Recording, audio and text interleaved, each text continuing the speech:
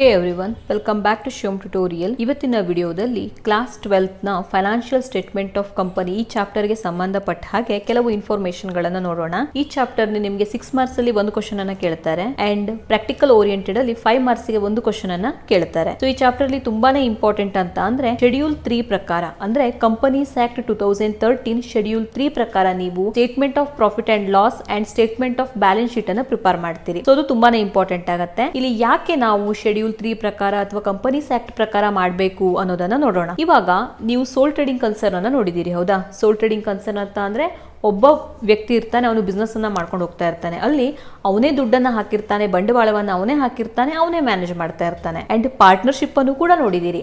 Partnership ಅಲ್ಲಿ ಎಲ್ಲ partner ಸೇರಿ ದುಡ್ಡನ್ನ ಹಾಕಿರ್ತಾರೆ ಅಂಡ್ ಪಾರ್ಟ್ನರ್ಸ್ ಅದನ್ನ ಮ್ಯಾನೇಜ್ ಮಾಡ್ತಾ ಇರ್ತಾರೆ, ಹೌದಾ? ಆದ್ರೆ ಕಂಪನೀಸ್ ಅಕೌಂಟ್ ಅಂತ ಬಂದಾಗ ಏನಾಗುತ್ತೆ ಅಂತಂದ್ರೆ ಇಲ್ಲಿ ದುಡ್ಡು ಯಾರೋ ಬೇರೆಯವ್ರು ಹಾಕ್ತಾರೆ, ಮ್ಯಾನೇಜ್ ಇನ್ಯಾರೋ ಒಬ್ರು ಮಾಡ್ತಾರೆ. ಅಂದ್ರೆ ಇಲ್ಲಿ ದುಡ್ಡು ಹಾಕೋರು ಶೇರ್ ಹೋಲ್ಡರ್ಸ್ ಆಗಿರ್ತಾರೆ, ಮ್ಯಾನೇಜ್ ಮಾಡೋರು ಬೋರ್ಡ್ ಆಫ್ ಡೈರೆಕ್ಟರ್ಸ್ ಆಗಿರ್ತಾರೆ. ಹಾಗಾಗಿ ಇಲ್ಲಿ board of directors finally reporting ಮಾಡಬೇಕಾಗತ್ತೆ ಶೇರ್ ಹೋಲ್ಡರ್ಸ್ಗೆ. ಸೊ ಹೀಗೆ ರಿಪೋರ್ಟಿಂಗ್ ಮಾಡಬೇಕು ಅಂತ ಯಾರು ಹೇಳ್ತಾರೆ ಹಾಗಿದ್ರೆ ಸೆಕ್ಷನ್ 129 ಆಫ್ ಕಂಪನೀಸ್ ಆಕ್ಟ್ ಹೇಳುತ್ತೆ.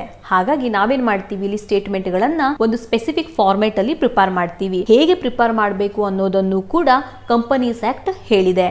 ಅದನ್ನ ನಾವು ಕಂಪನೀಸ್ ಆಕ್ಟ್ 2013 ಶೆಡ್ಯೂಲ್ 3 ಪ್ರಕಾರ ಮಾಡ್ತೀವಿ. ಸೊ ಇವತ್ತಿನ ವಿಡಿಯೋದಲ್ಲಿ ನಾವು ಆ ಫಾರ್ಮೆಟ್ ಅನ್ನ ನೋಡೋಣ. ಅದ್ರ ಜೊತೆಗೆ ಈ ಒಂದು ಚಾಪ್ಟರ್ ಮೇಲೆ ಹಿಂದೆ ಎಕ್ಸಾಮ್ಸ್ ಅಲ್ಲಿ ಕೇಳಿರುವಂತ ಕ್ವಶನ್ಗಳನ್ನು ಕೂಡ ಸಾಲ್ವ್ ಮಾಡೋಣ. ಸೊ ಈ ಒಂದು ವಿಡಿಯೋ 2 ಪಾರ್ಟ್ ಅಲ್ಲಿ ಡಿವೈಡ್ ಆಗುತ್ತೆ. ಮೊದಲನೇ ಪಾರ್ಟ್ ಅಲ್ಲಿ ನಾವು ಬ್ಯಾಲೆನ್ಸ್ ಶೀಟ್ ನ ಫಾರ್ಮೆಟ್ ನ ನೋಡ್ತೀವಿ ಅಂಡ್ ಎರಡನೇ ಪಾರ್ಟ್ ಅಲ್ಲಿ ನಾವು statement of profit and loss ಅನ್ನ ನೋಡ್ತೀವಿ. ಸೊ ವಿಡಿಯೋನ ಸ್ಟಾರ್ಟ್ ಮಾಡೋಣ. ಕಂಪನೀಸ್ ಫೈನಾನ್ಷಿಯಲ್ ಸ್ಟೇಟ್ಮೆಂಟ್ ಅಂತ ಅಂದ್ರೆ ನೀವಿಲ್ಲಿ 2 ಸ್ಟೇಟ್ಮೆಂಟ್ ಅನ್ನ ಪ್ರಿಪೇರ್ ಮಾಡ್ತೀರಿ. ಯಾವ್ದದು 2 ಸ್ಟೇಟ್ಮೆಂಟ್ ಅಂತ ಅಂದ್ರೆ ಮೊದಲನೇದಾಗಿ ಬ್ಯಾಲೆನ್ಸ್ ಶೀಟ್. ಬ್ಯಾಲೆನ್ಸ್ ಶೀಟ್ ನ ಫಾರ್ಮೆಟ್ ಈ ತರ ಇರುತ್ತೆ ನೋಡಿ. ಅದಾದ ನಂತರ ಎರಡನೇ ಪಾರ್ಟ್ ಅಂತ ಅಂದ್ರೆ profit and loss statement. So ಅದು ಈ ಥರ ಇರುತ್ತೆ. ಸೊ ಇದ್ರ ಫಾರ್ಮೆಟ್ ಆಲ್ರೆಡಿ ಸೆಟ್ಟೆಡ್ ಇರುತ್ತೆ. ಆ್ಯಕ್ಚುಯಲ್ ಫಾರ್ಮೆಟ್ ಇನ್ನೂ ತುಂಬ ಲೆಂದಿ ಇದೆ, ಬಟ್ ನಾನು ನಿಮಗೆ ಎಕ್ಸಾಮ್ ಪಾಯಿಂಟ್ ಆಫ್ ವ್ಯೂಗೆ ಎಷ್ಟು ಬೇಕು ಅಷ್ಟನ್ನು ಇಲ್ಲಿ ಕವರ್ ಮಾಡ್ತಾ ಇರೋದ್ರಿಂದ ಸೊ ಇಷ್ಟು ಐಟಮ್ಸ್ನ ಇಲ್ಲಿ ತೊಗೊಂಡಿದ್ದೀನಿ. ಸೊ ಫಸ್ಟು ನಾನು ಇದನ್ನು ಎಕ್ಸ್ಪ್ಲೇನ್ ಮಾಡ್ತೇನೆ, ಅದಾದ ನಂತರ ಪ್ರಾಬ್ಲಮ್ಸ್ಗಳನ್ನು ಸಾಲ್ವ್ ಮಾಡೋಣ. ಸೊ ಬ್ಯಾಲೆನ್ಸ್ ಶೀಟ್ನ ಫಾರ್ಮೆಟ್ ಅಂತ ಬಂದರೆ ಇಲ್ಲಿ ಮೇನ್ ಆಗಿ 2 ಹೆಡ್ ಇರುತ್ತೆ. ಮೊದಲನೇದಾಗಿ ಇಕ್ವಿಟಿ ಆ್ಯಂಡ್ ಲ್ಯಾಬಿಲಿಟಿ, ಎರಡನೇದಾಗಿ ಅಸೆಟ್ಸ್. ಸೊ ಇದು ಮೇನ್ ಹೆಡ್ ಆಗಿರುತ್ತೆ. ಸೊ ನೀವು ಕಾಮನ್ ಆಗಿ ನೋಡಿರ್ಬೋದು, ಪಾರ್ಟ್ನರ್ಶಿಪ್ ಅಲ್ಲಿ ಇರ್ಬೋದು, ಸೋಲ್ ಟ್ರೇಡಿಂಗ್ ಅಲ್ಲಿ ಇರ್ಬೋದು, ಅಲ್ಲೂ ಕೂಡ ನಾವು ಬ್ಯಾಲೆನ್ಸ್ ಶೀಟ್ ನ ಪ್ರಿಪೇರ್ ಮಾಡ್ತೀವಿ, ಹೌದಾ? ಅಲ್ಲಿ ಮೇನ್ ಆಗಿರೋದು ಯಾವುದು? Liability and asset. ಇಲ್ಲೂ ಕೂಡ ಹಾಗೆ ಲ್ಯಾಬಿಲಿಟಿ ಮತ್ತೆ ಅಸೆಟ್ ಅಂತಾನೆ ಇರುತ್ತೆ. ಅದೇ ಇಕ್ವಿಟಿ ಅಂತ ತಗೊಳ್ತೀವಿ. ಯಾಕೆ ಇಕ್ವಿಟಿ ಅಂತ ತಗೊಳ್ತೀವಿ? ಶೇರಿಗೆ ಸಂಬಂಧಪಟ್ಟ ಕೆಲವು ಎಂಟ್ರಿಗಳು ಇಲ್ಲಿ ಬರುತ್ತೆ. ಯಾಕೆ ಅಂತ ಅಂದ್ರೆ ನಾವು ಮಾಡ್ತಾ ಇರೋದು ಕಂಪನೀಸ್ ಅಕೌಂಟ್. ಹಾಗಾಗಿ ಶೇರಿಗೆ ಸಂಬಂಧಪಟ್ಟ ಕೆಲವು ಎಂಟ್ರಿಗಳು, ಕೆಲವು ವರ್ಡ್ಗಳು, ಕೆಲವು ಅಕೌಂಟ್ಸ್ಗಳಲ್ಲಿ ಓಪನ್ ಆಗಿರುತ್ತೆ. ಹಾಗಾಗಿ ಇಕ್ವಿಟಿ ಆ್ಯಂಡ್ ಲ್ಯಾಬಿಲಿಟಿ ಅಂತ ಒಂದು ಹೆಡ್ ಬರುತ್ತೆ, ಅದು ಮೇನ್ ಹೆಡ್ ಆಗಿರುತ್ತೆ. ಇನ್ನು ಸಬ್ ಹೆಡ್ಗಳನ್ನು ನೋಡಿ. ಇಕ್ವಿಟಿ ಆ್ಯಂಡ್ ಲ್ಯಾಬಿಲಿಟಿಯಲ್ಲಿ 3 ಇಂಪಾರ್ಟೆಂಟ್ ಹೆಡ್ಗಳಿವೆ. ಇದನ್ನ ನೀವು ನೋಟ್ ಮಾಡ್ಕೊಂಡಿರಬೇಕು. ಅದ್ಯಾವುದು? Shareholders fund, non current liability and current liability. ಇವು ಮೇನ್ ಹೆಡ್ಗಳು. ನೆಕ್ಸ್ಟ್ ಅದರ ಅಂಡರಲ್ಲಿ ಏನೇನು ಬರುತ್ತೆ ಅಂತ ನೋಡೋಣ. ಮೊದಲನೇದಾಗಿ ಶೇರ್ ಹೋಲ್ಡರ್ಸ್ ಫಂಡ್ ಅನ್ನು ತಗೋತೇನೆ. ಇಲ್ಲಿ ನೋಡಿ, ಅದರಲ್ಲಿ first one share capital. Share capital ಅಂತ ಅಂದರೆ ಇಲ್ಲಿ ಸ್ಟಾರ್ಟಿಂಗಲ್ಲೇ ನಾನು ಹೇಳಿದೆ, ಕಂಪನೀಸ್ ಅಕೌಂಟ್ ಅಂತ ಬಂದಾಗ ಅಮೌಂಟನ್ನು ಪಬ್ಲಿಕ್ ಹಾಕ್ತಾರೆ, ಮ್ಯಾನೇಜನ್ನು ಬೋರ್ಡ್ ಆಫ್ ಡೈರೆಕ್ಟರ್ ಮಾಡ್ತಾರೆ ಅಂತ ಅಂದೆ, ಹೌದಾ? ಪಬ್ಲಿಕ್ ಹೇಗೆ ದುಡ್ಡು ಹಾಕತ್ತೆ? ಶೇರ್ನ ಫಾರ್ಮಲ್ಲಿ ದುಡ್ಡು ಹಾಕತ್ತೆ. ಅಂದರೆ ಕಂಪನಿ ಶೇರನ್ನು ರೈಸ್ ಮಾಡುತ್ತೆ, ಪಬ್ಲಿಕ್ ಅದನ್ನು ಪರ್ಚೇಸ್ ಮಾಡ್ತಾರೆ, ಅದರಿಂದ ಕಂಪನಿಗೆ ಅಮೌಂಟ್ ಸಿಗತ್ತೆ ಅಂತ ಹೇಳ್ಬೋದು. ಅದಕ್ಕೆ ಸಂಬಂಧಪಟ್ಟ ಎಂಟ್ರಿಗಳು ಅಂದರೆ ಶೇರಿಗೆ ಸಂಬಂಧಪಟ್ಟ ಎಂಟ್ರಿಗಳನ್ನು ನಾವು ಎಲ್ಲಿ ಮಾಡ್ತೀವಿ? ಶೇರ್ ಕ್ಯಾಪಿಟಲ್ ಹೆಡ್ಡಲ್ಲಿ ಮಾಡ್ತೀವಿ. ಅಂದರೆ ಯಾವ್ಯಾವ ಥರ ಒಂದು ಎಂಟ್ರಿಗಳು ಇಲ್ಲಿ ಬರುತ್ತೆ ನೋಡೋಣ. ಸೊ ನೋಡಿ, ಇಲ್ಲಿ ಅಕೌಂಟ್ ಟು ನೋಟ್ ಅಂತ ಒಂದು ಮಾಡ್ತೀವಿ ನಾವು. ಇದನ್ನ ಯಾಕೆ ಮಾಡ್ತೀವಿ ಅಂತ ಅಂದರೆ ಫಾರ್ಮೆಟಲ್ಲಿ ನಾವೆಲ್ಲವನ್ನು ಎಕ್ಸ್ಪ್ಲೇನ್ ಮಾಡೋದಕ್ಕೆ ಹೋಗೋದಿಲ್ಲ. ಫಾರ್ಮೆಟಲ್ಲಿ ನಾವು ಕೇವಲ ಅಮೌಂಟನ್ನು ಬರಿತೀವಿ. ಹಾಗಿದ್ರೆ ಎಲ್ಲವನ್ನು ಎಕ್ಸ್ಪ್ಲೇನ್ ಮಾಡಿರೋದನ್ನು ನಾವು ಎಲ್ಲಿ ತೋರಿಸ್ತೀವಿ? ಎಲ್ಲವನ್ನು ಡೀಟೇಲ್ ಆಗಿ ಬರೆದಿದ್ದನ್ನು ನಾವು ಎಲ್ಲಿ ತೋರಿಸ್ತೀವಿ? ನಾವದನ್ನ ನೋಟಲ್ಲಿ ತೋರಿಸ್ತೀವಿ. ಅದಕ್ಕೆ ನಾವೇನು ಹೇಳ್ತೀವಿ? ಡಿಸ್ಕ್ಲೋಸರ್. ಡಿಸ್ಕ್ಲೋಸರ್ ಅಂತ ಅಂದರೆ ಎಲ್ಲವನ್ನು ಹೇಳುವಂಥದ್ದು, ಹೌದಾ? ಇಲ್ಲಿ ನಾವು ಡೀಟೇಲ್ ಆಗಿ ಎಲ್ಲವನ್ನು ಬರೆದಿಡ್ತೀವಿ. ಫೈನಲ್ ಅಮೌಂಟನ್ನು ಮಾತ್ರ ನಾವೆಲ್ಲಿ ಬರಿತೀವಿ? ಫಾರ್ಮೆಟಲ್ಲಿ ಬರಿತೀವಿ. ಹಾಗಿದ್ರೆ ಈ ಶೇರ್ ಕ್ಯಾಪಿಟಲ್ಗೆ ಸಂಬಂಧಪಟ್ಟಂಥ ಯಾವ ಯಾವ ಎಂಟ್ರಿಗಳು ಬರುತ್ತೆ ನೋಡಿ. ಮೇನ್ ಆಗಿ ಇರುವಂಥದ್ದು ಶೇರ್ ಕ್ಯಾಪಿಟಲ್ಗೆ ಸಂಬಂಧಪಟ್ಟ ಹಾಗೆ ಒಂದು ಅಥರೈಸ್ಡ್ ಕ್ಯಾಪಿಟಲ್, ಇನ್ನೊಂದು issued, subscribed and called up capital. ಹಾಗಿದ್ರೆ ಈ ಅಥರೈಸ್ಡ್ ಕ್ಯಾಪಿಟಲ್ ಅಂದರೆ ಏನು ನೋಡಿ. What is the maximum amount that company can raise during the lifetime as mentioned in the memorandum of association? ಹಾಗಂತ ಅಂದರೆ ಕಂಪನಿ ರಿಜಿಸ್ಟರ್ ಆಗೋ ಟೈಮಲ್ಲೇ ತನ್ನ ಒಂದು ಕ್ಯಾಪಿಟಲ್ನ ನಾನು ಎಷ್ಟರವರೆಗೆ ತೊಗೊಂಡು ಹೋಗ್ತೇನೆ ಅಂತ ಹೇಳಿ ಅದು ಮೆಮೊರಂಡಮ್ ಆಫ್ ಅಸೋಸಿಯೇಷನಲ್ಲಿ ಹೇಳಬೇಕು. ಅದರ ಪ್ರಕಾರವಾಗಿ ಇಲ್ಲಿ ಎಷ್ಟು ಶೇರನ್ನು ಇಶ್ಯೂ ಮಾಡ್ತಾರೆ, ಎಷ್ಟಕ್ಕೆ ಇಶ್ಯೂ ಮಾಡ್ತಾರೆ ಅನ್ನೋದನ್ನು ತೋರಿಸ್ಬೇಕಾಗಿರುತ್ತೆ. ನೋಡಿ, for example 10,000 equity share of 100 each ಅಂತ ತೊಗೊಂಡಿದ್ದೇನೆ ನಾನಿಲ್ಲಿ. ಅಂದರೆ ಎಷ್ಟಾಗತ್ತೆ? 10 ಲ್ಯಾಕ್ ಆಗುತ್ತೆ. ಅಂದರೆ ಕಂಪನಿ 10 ಲ್ಯಾಕ್ಸ್ವರೆಗೂ ಅಮೌಂಟನ್ನು ಕಲೆಕ್ಟ್ ಮಾಡ್ಕೊಳ್ಬೋದು. ಆದರೆ ಇಲ್ಲಿ ನೋಡಿ, ಎರಡನೇದು ಬರುತ್ತೆ, issued, subscribed and called up. ಹೀಗಂದರೆ ಏನು ನೋಡಿ, 10,000 ಇಕ್ವಿಟಿ ಶೇರನ್ನು ಅದು ಇಶ್ಯೂ ಮಾಡಬಹುದು. ಆದರೆ ಸದ್ಯಕ್ಕೆ ಎಷ್ಟು ಅಮೌಂಟಿನ ಅವಶ್ಯಕತೆ ಇರ್ತದೆಯೋ ಅಷ್ಟು ಮಾತ್ರ ಕಂಪನಿ ಇಶ್ಯೂ ಮಾಡ್ತದೆ. ಅದಕ್ಕೆ ಇಶ್ಯೂಡ್ ಕ್ಯಾಪಿಟಲ್ ಅಂತ ಕರಿತೀವಿ ನಾವು. ನೋಡಿ, 5,000 ಇಕ್ವಿಟಿ ಶೇರ್ ಆಫ್ 100 ಈಚ್. ಅಂದರೆ 10,000 ಇಕ್ವಿಟಿ ಶೇರನ್ನು ಇಶ್ಯೂ ಮಾಡಿಲ್ಲ, ಕೇವಲ 5,000 ಇಕ್ವಿಟಿ ಶೇರನ್ನು ಇಶ್ಯೂ ಮಾಡಿದೆ. ಅದರಿಂದ ಎಷ್ಟು ಅಮೌಂಟ್ ಕಲೆಕ್ಟ್ ಆಗೋದಿದೆ? 5 ಲ್ಯಾಕ್ ಅಮೌಂಟ್ ಕಂಪನಿಗೆ ಕಲೆಕ್ಟ್ ಆಗೋದಿದೆ. ಆದರೆ ಇಲ್ಲಿ ನೋಡಿ, ಏನಿದು ಕಾಲ್ಸ್ ಇನ್ ಏರಿಯರ್ ಅಂತ ಅಂದರೆ ಕೆಲವೊಂದು ಸಲ ಪಬ್ಲಿಕ್ ಏನು ಶೇರ್ ತೊಗೊಂಡಿರ್ತಾರೆ, ಅದರ ಕಂಪ್ಲೀಟ್ ದುಡ್ಡನ್ನು ಕೊಡೋದಿಲ್ಲ. ಹಾಗಾಗಿ ಯಾವ ಅಮೌಂಟ್ ರಿಸೀವ್ ಆಗಿರೋದಿಲ್ವೋ ಅದಕ್ಕೆ ನಾವೇನು ಹೇಳ್ತೀವಿ? ಕಾಲ್ಸ್ ಇನ್ ಏರಿಯರ್ ಅಂತ ಹೇಳ್ತೀವಿ. ಹಾಗೇನಾದರೂ ಇದ್ದರೆ ಅದನ್ನು ನಾವು ಲೆಸ್ ಮಾಡ್ಕೋಬೇಕು. ಸೊ ಇಲ್ಲಿ ನಾನು ಎಕ್ಸಾಂಪಲ್ಗೆ 20,000 ಅಂತ ತೊಗೊಂಡಿದ್ದೇನೆ. ಸೊ ಟೋಟಲ್ ಆಗಿ ಕಂಪನಿಗೆ ಎಷ್ಟು ಅಮೌಂಟ್ ರಿಸೀವ್ ಆಗುತ್ತೆ ಹಾಗಾದರೆ? 4,80,000. ಸೊ ಟೋಟಲ್ ಆಗಿ ಶೇರ್ ಕ್ಯಾಪಿಟಲ್ನ ಅಮೌಂಟ್ ಎಷ್ಟಾಯಿತು ಹಾಗಿದ್ರೆ? 10 ಲ್ಯಾಕ್ ಪ್ಲಸ್ 4,80,000, 14,80,000 ಆಯಿತಾ? ಹೌದು, 14,80,000 ಆಗಿದೆ. ಆದರೆ ನಾವು ಫಾರ್ಮೆಟಲ್ಲಿ ಬರಿಬೇಕಾದ್ರೆ ಕೇವಲ 4,80,000ನ ಮಾತ್ರ ಬರಿತೀವಿ. ಈ 10 ಲ್ಯಾಕನ್ನು ಬರೀಲಿಕ್ಕೆ ಹೋಗೋದಿಲ್ಲ. ಈಗ ನಿಮ್ಗೆ ಅನ್ಸುತ್ತೆ ಯಾಕೆ ಬರೆಯಲ್ಲ ನಾವು? ಸೊ ಟೋಟಲ್ ಇಲ್ಲಿ 14,80,000 ತಾನೇ ಆಗಿದೆ. ನೋಡಿ, ಈ ಆಥೋರೈಸ್ಡ್ ಕ್ಯಾಪಿಟಲ್ ಏನಿರುತ್ತೆ ಇದನ್ನು ನಾವು ಫಾರ್ಮೆಟಲ್ಲಿ ತೋರಿಸ್ಲಿಕ್ಕೆ ಹೋಗೋದಿಲ್ಲ. ರೀಸನ್ ಇಷ್ಟೇ, ಇದನ್ನು ಕೇವಲ ನಾವು ಡಿಸ್ಕ್ಲೋಸ್ ಮಾಡಿದರೆ ಸಾಕು. ಇದನ್ನು ನಾವು ಅಮೌಂಟ್, ಫೈನಲ್ ಅಮೌಂಟ್ ಅಂತೇಳಿ ಕನ್ಸಿಡರ್ ಮಾಡೋದು ಬೇಕಾಗಿರೋದಿಲ್ಲ. ಯಾಕಂದರೆ ಅದನ್ನು ನಾವು ಅಷ್ಟೊಂದಲ್ಲಿ ಇಶ್ಯೂ ಮಾಡೇ ಇಲ್ಲ ಅಲ್ವಾ? ನಾವು ಇಶ್ಯೂ ಮಾಡೋದು ಕೇವಲ 5,000 ಇಕ್ವಿಟಿ ಶೇರ್. ಹಾಗಾಗಿ ಈ ಆಥೋರೈಸ್ಡ್ ಕ್ಯಾಪಿಟಲ್ ಅಂತ ಏನಿರುತ್ತೆ ಇದಕ್ಕೆ ನಾವು ಈ ಥರ ಒಂದು ಲೈನನ್ನು ಹಾಕ್ಕೊಳ್ತೀವಿ. ಈ ಅಮೌಂಟನ್ನು ನಾವು ಫಾರ್ಮೆಟಲ್ಲಿ ತೋರಿಸ್ಲಿಕ್ಕೆ ಹೋಗೋದಿಲ್ಲ. ಸೊ ಹಾಗಿದ್ರೆ ಟೋಟಲ್ ಶೇರ್ ಕ್ಯಾಪಿಟಲ್ನ ಅಮೌಂಟ್ ಎಷ್ಟಾಯಿತು? 4,80,000. ಸೊ ಅದನ್ನು ನಾನು ಏನು ಮಾಡ್ತೇನೆ ಅಂತ ಅಂದರೆ ಫಾರ್ಮೆಟಲ್ಲಿ ಬರೀತೇನೆ. ಫಾರ್ಮೆಟಲ್ಲಿ ಅಮೌಂಟ್ ಕಾಲಮಲ್ಲಿ ಬರೀತೇನೆ 4,80,000 ಆ್ಯಂಡ್ ಇದಕ್ಕೆ ನಾನು ನೋಟ್ ಕೊಡ್ತೇನೆ 1 ಅಂತ ಹೇಳಿ. ಹೌದಾ? ನೋಟ್ 1ನಲ್ಲಿ ಇದ್ರ ಬಗ್ಗೆ ನಾನು ಡೀಟೇಲ್ ಆಗಿ ಎಕ್ಸ್ಪ್ಲೇನ್ ಮಾಡಿದ್ದೇನೆ. ಇನ್ನು ಸೆಕೆಂಡ್ ಒನ್ ನೋಡೋಣ. ಸೆಕೆಂಡ್ ಬರುತ್ತೆ ರಿಸರ್ವ್ ಆ್ಯಂಡ್ ಸರ್ಪ್ಲಸ್. ಇದರ ಅಂಡರಲ್ಲಿ ಏನೇನು ಐಟಮ್ ಬರುತ್ತೆ ಅಂತ ನೋಡೋಣ. ಇದು ನೋಟ್ ನಂಬರ್ 2 ಆಗುತ್ತೆ ನಮಗೆ. ಸೆಕೆಂಡ್ ನೋಟಲ್ಲಿ ನಾವು ಇದನ್ನ ಬರಿತೀವಿ.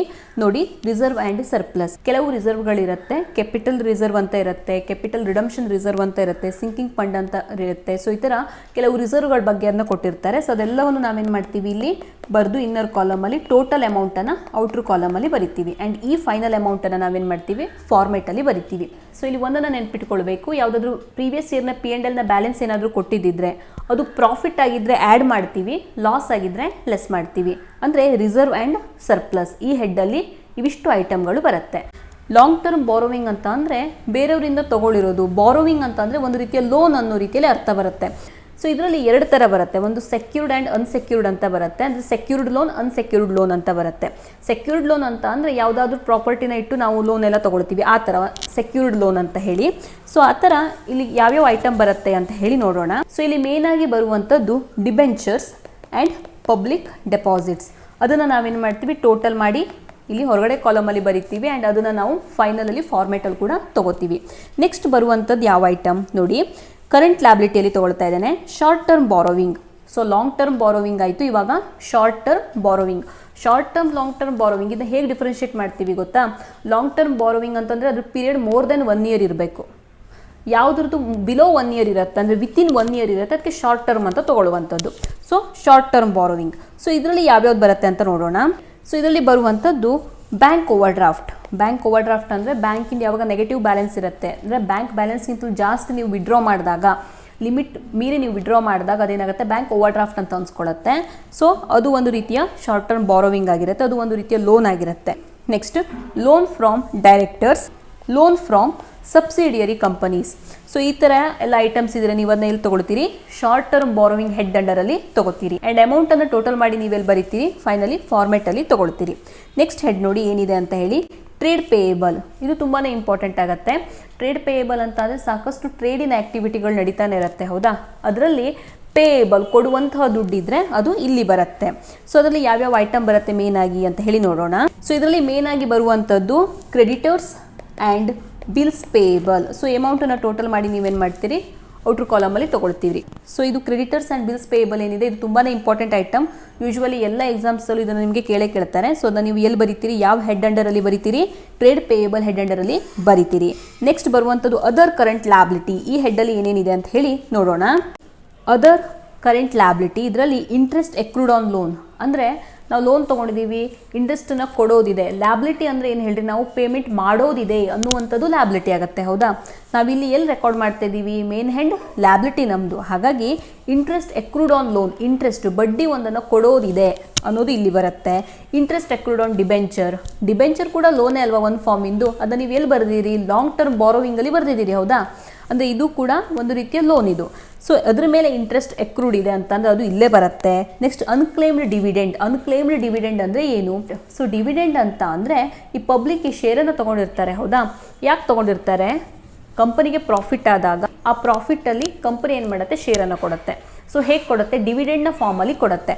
ಅನ್ಕ್ಲೇಮ್ಡ್ ಡಿವಿಡೆಂಡ್ ಆ ಥರ ಪೇಮೆಂಟ್ ಮಾಡೋದಿದೆ, ದುಡ್ಡೊಂದು ಡಿವಿಡೆಂಡ್ ರೀತಿಯಲ್ಲಿ ಪೇಮೆಂಟ್ ಮಾಡೋದಿದೆ, ದಟ್ ಈಸ್ ಅನ್ಕ್ಲೇಮ್ಡ್ ಡಿವಿಡೆಂಡ್, ಅದು ಕೂಡ ಇಲ್ಲೇ ಬರುತ್ತೆ. Next income received in advance. ನೋಡಿ, ನಾವು ಬೇರೆಯವ್ರ ಕೈಯಿಂದ ಆ ಟೈಮ್ ಬರೋ ಮೊದಲು, ಆ ಪೀರಿಯಡ್ ಬರೋ ಮೊದಲೇ ದುಡ್ಡನ್ನು ತೊಗೊಂಡ್ಬಿಟ್ಟಿದ್ದೀವಿ ಅಂತ ಅಂದರೆ ಆ ಪೀರಿಯಡ್ ಬರೋವರೆಗೂ ಅದು ನಮ್ಮ ಲ್ಯಾಬಿಲಿಟಿ ಆಗಿರುತ್ತೆ. ನೋಡಿ, ಅವ್ರು ಕೇಳಿದಾಗ ನಾವು ಅದನ್ನ ಕೊಡಬೇಕಾಗತ್ತೆ. ಹೌದಾ, ಮೀನ್ಸ್ ಆ ಟೈಮ್ ಇನ್ನೂ ಬಂದಿರೋದಿಲ್ಲ, ಮೊದಲೇ ಆ ದುಡ್ಡನ್ನು ತೊಗೊಂಡ್ಬಿಟ್ಟಿದ್ದೀವಿ ನಾವು. ಹಾಗಾಗಿ ಇನ್ಕಮ್ ರಿಸೀವ್ಡ್ ಇನ್ ಅಡ್ವಾನ್ಸ್, ಮೊದಲೇ ಆ ದುಡ್ಡನ್ನು ರಿಸೀವ್ ಮಾಡ್ಕೊಂಡ್ಬಿಟ್ರೆ, ಆ ಟೈಮ್ ಬರೋ ಮೊದಲೇ ಅದನ್ನ ನಾವು ರಿಸೀವ್ ಮಾಡ್ಕೊಂಡ್ಬಿಟ್ಟಿದ್ದೀವಿ ಅಂತ ಅಂದರೆ ಅದೇನಾಗುತ್ತೆ, ಲ್ಯಾಬಿಲಿಟಿ ಆಗುತ್ತೆ. ಸೊ ಅದು ಕೂಡ ಎಲ್ಲಿ ಬರುತ್ತೆ, ಅದರ್ ಕರೆಂಟ್ ಲ್ಯಾಬಿಲಿಟಿ ಹೆಡ್ ಅಂಡರಲ್ಲಿ ಬರುತ್ತೆ. ಈ ಥರ ಕೆಲವು ಇಂಪಾರ್ಟೆಂಟ್ ಐಟಮ್ಸ್ನ ನಾನಿಲ್ಲಿ ತೊಗೊಂಡಿದ್ದೇನೆ. ಸೊ ಈ ಥರ ಎಲ್ಲ ಐಟಮ್ ಇದ್ರೆ ನೀವೆಲ್ಲಿ ಅದನ್ನ ಬರೀತೀರಿ, ಅದರ್ ಕರೆಂಟ್ ಲ್ಯಾಬಿಲಿಟಿ ಹೆಡ್ ಅಂಡರಲ್ಲಿ ಬರೀತೀರಿ. ಆ್ಯಂಡ್ ಟೋಟಲ್ ಅಮೌಂಟನ್ನು ನೀವು ತೊಗೊಳ್ತೀರಿ. ನೆಕ್ಸ್ಟ್ ನೋಡಿ, important head short term provision. ನೋಡಿ, ಶಾರ್ಟ್ ಟರ್ಮ್ ಪ್ರೊವಿಷನ್ ಅಲ್ಲಿ ಯಾವ್ಯಾವ ಐಟಮ್ಸ್ಗಳು ಬರುತ್ತೆ ಅಂತ ಅಂದ್ರೆ, ಪ್ರೊವಿಷನ್ ಫಾರ್ ಟ್ಯಾಕ್ಸ್ ಅಂತ ಇದ್ರೆ ಬರುತ್ತೆ. ನೆಕ್ಸ್ಟ್ ಪ್ರಪೋಸ್ಡ್ ಡಿವಿಡೆಂಡ್ ಅಂತ ಇದ್ರೆ ಬರುತ್ತೆ. ಈ ತರ ಪ್ರೊವಿಷನ್ಗೆ ಸಂಬಂಧಪಟ್ಟ ಐಟಮ್ಸ್ಗಳಿದ್ರೆ ಇಲ್ಲಿ ಬರುತ್ತೆ. ಸೊ ಅದನ್ನ ನಾವು ಟೋಟಲ್ ಮಾಡ್ಕೊಂಡು ತಗೊಳ್ತೀವಿ. ಆ್ಯಂಡ್ ಟೋಟಲ್ ಅಮೌಂಟ್ ಅನ್ನು ನಾವೇನ್ ಮಾಡ್ತೀವಿ, ಫಾರ್ಮೆಟ್ ಅಲ್ಲಿ ತಗೊಳ್ತೀವಿ.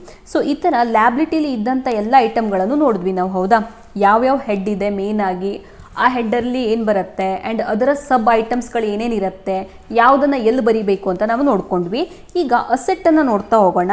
ಸೊ ಅಸೆಟ್ ಅಂತ ಬಂದಾಗ ಇಲ್ಲಿ ಮೇನ್ ಆಗಿ ಎರಡು ಹೆಡ್ಡನ್ನು ನೋಡ್ಲಿಕ್ಕೆ ಸಿಗುತ್ತೆ. ಅದು ನಾನ್ ಕರೆಂಟ್ ಅಸೆಟ್, ಇನ್ನೊಂದು ಕರೆಂಟ್ ಅಸೆಟ್ ಅಂತ ಹೇಳಿ.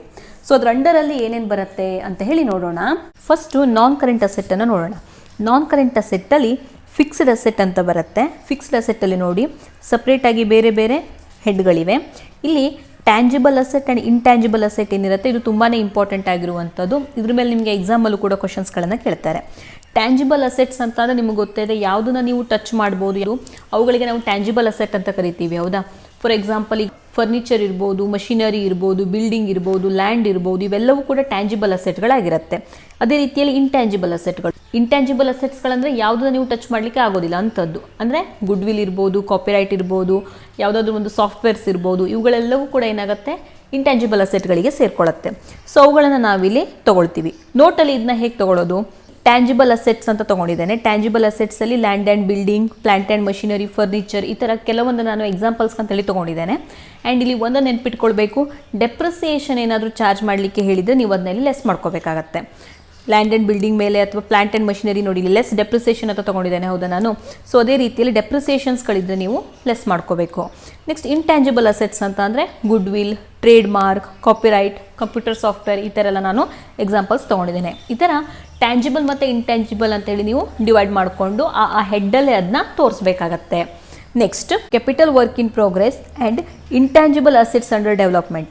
ಸೊ ಇದೆರಡು ಏನಿದೆ ಅಷ್ಟೊಂದು ಇಂಪಾರ್ಟೆಂಟ್ ಏನಿಲ್ಲ, ಯೂಶ್ವಲಿ ಇದನ್ನ ಕೇಳೋದಿಲ್ಲ, ಬಟ್ ಆ ಹೆಡ್ಡನ್ನು ನಾನಿಲ್ಲಿ ತೊಗೊಂಡಿದ್ದೇನೆ ಅಷ್ಟೇ.